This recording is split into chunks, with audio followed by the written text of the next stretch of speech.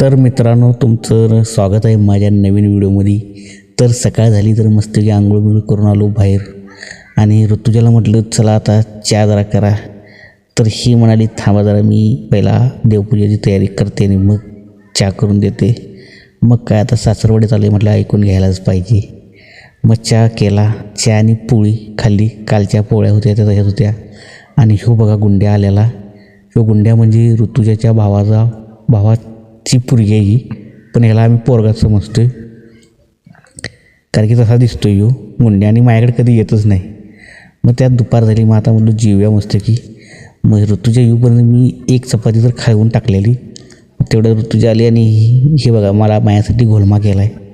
मस्त घोलम्यावरती ताव दिला आणि काल रात्रीचा राहिलेला फोडणीचा भात तो पण मीच खाल्ला कुस्करून। तर मित्रांनो, व्हिडिओ आवडला असेल तर चॅनलला सबस्क्राईब करायला विसरू नका। सबस्क्राईब करा की तेवढं।